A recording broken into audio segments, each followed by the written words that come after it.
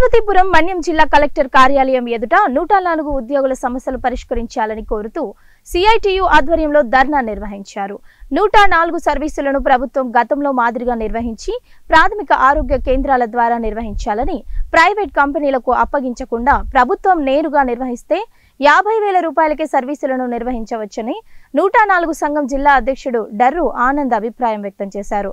Covid లాంటి విపత్కర పరిస్థితుల్లో ప్రజలకు నేరుగా 104 సిబ్బంది ప్రాణాలను పణంగా పెట్టి సేవలు అందించారని, ప్రస్తుత కూటమి ప్రభుత్వం 104 సిబ్బందికి ఉద్యోగ భద్రత కల్పించి ఆదుకోవాలని కోరారు. 104 సిబ్బందిలో వైద్యులు, మిగిలిన సహచర సిబ్బంది ప్రభుత్వానికి అనుబంధంగా పనిచేస్తే కేవలం డ్రైవర్, డిఈఓ మాత్రమే ఉద్యోగ భద్రత లేకుండా అనేక ఇబ్బందులు ఎదుర్కోవాల్సి వస్తుందని ఆవేదన వ్యక్తం చేశారు.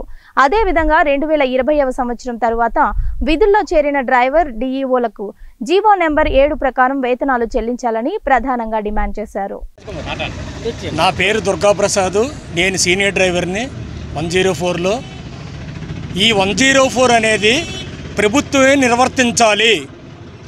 ఎందుకంటే ఇక్కడ టోటల్గా ఈ వెహికల్లో మొత్తం గవర్నమెంట్ వాళ్ళే వస్తున్నారు. అన్ని వెహికల్తో సహా గవర్నమెంటే.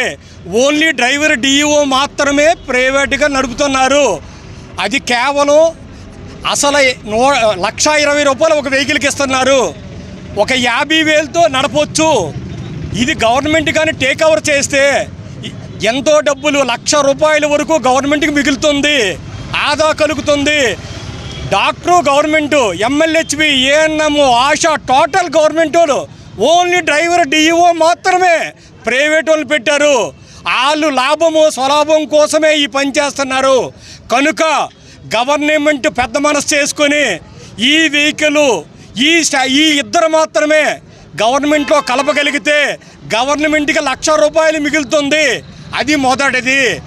రెండవది ఏంటంటే 2020లో జాయిన్ అయిన డేటా ఎంట్రీ ఆపరేటర్ డ్రైవర్లు వాళ్ళకి జీవో నెంబర్ 7 ప్రకారము ఉద్యోగ భద్రత కల్పించాలి. అలాగే జీతాన్ని పెంచాలి. ఈ 104 అనేది ప్రభుత్వమే